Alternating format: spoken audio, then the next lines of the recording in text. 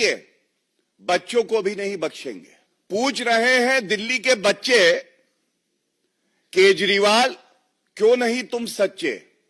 राजनीति अपनी जगह है, लेकिन दिल्ली के बच्चों को ओछी, घटिया, गंदी राजनीति करते हुए उनका इस्तेमाल करना कोई अगर सीखे तो अरविंद केजरीवाल और मुख्यमंत्री आतिशी मारलेना से।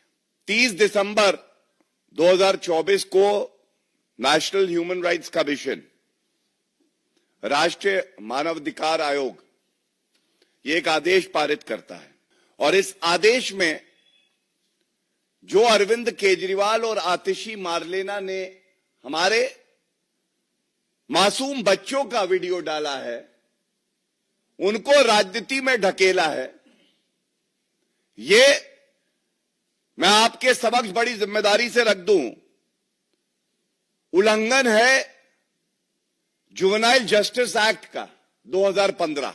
एक दूसरा, 5 फरवरी 2024 को इलेक्शन कमीशन ऑफ इंडिया की गाइडलाइंस आई कि कोई भी राजनीति में बच्चों का कोई वक्तव्य, उनकी उपस्थिति, उनके द्वारा राजनीतिक बयान देना, इस तरह की गतिविधि नहीं होनी चाहिए। लेकिन बड़े भारी मन से मैं ये कहता हूं, और ये शब्द हैं नेशनल ह्यूमन राइट कमीशन के, जिसके मेंबर ने आदेश पारित किया है कि ये जो एक्स पोस्ट है आतिशी मारलेना और अरविंद केजरीवाल की, बच्चों को राजनीति में घसीटते हुए उनका दुरुपयोग करके उनके भविष्य को अंधकारमय कर देने का यह कृत्य स्वीकारा नहीं जाएगा और तुरंत इस एक्स पोस्ट को हटाया जाए। एक्स पोस्ट को हटाया जाए, लेकिन जैसा मैंने कहा, ढोंगी और फरेबी, झूठे और मक्कार अरविंद केजरीवाल ने अभी तक इस एक्स पोस्ट को नहीं हटाया है। जो शब्द इस आदेश में हैं, मैं उसको आपके समक्ष रखना चाहूंगा।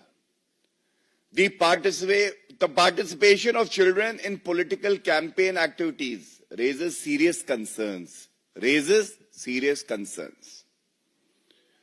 दूसरा, deeply concerned. The National Human Rights Commission is deeply concerned about such expos. And they take a firm view, as they say, we take a firm view that the aforementioned post should be immediately removed and should be taken down. Immediately. But nothing has been done. So I want to first of all also highlight the real character and anti-children attitude of the Papi Aap, Arvind Kejriwal and Atishi Marlena. It raises 3 very vital issues. Why is Arvind Kejriwal and Atishi Marlena involving our innocent children and violating their dignity, which is their fundamental right, by these campaigns? Is he unsure? Is Arvind Kejriwal aware that he is losing the Delhi elections? Second, why is Arvind Kejriwal and Atishi Marlena violating the Constitution of India, Article 21, which guarantees personal liberty, dignity to our children? Why is he violating the Juvenile Justice Act? The laws of the country have no meaning for a Chief Minister, Atishi Marlena, who was sworn by the Constitution to protect and preserve it. And third is a question that the citizenry of our country and Delhi is asking.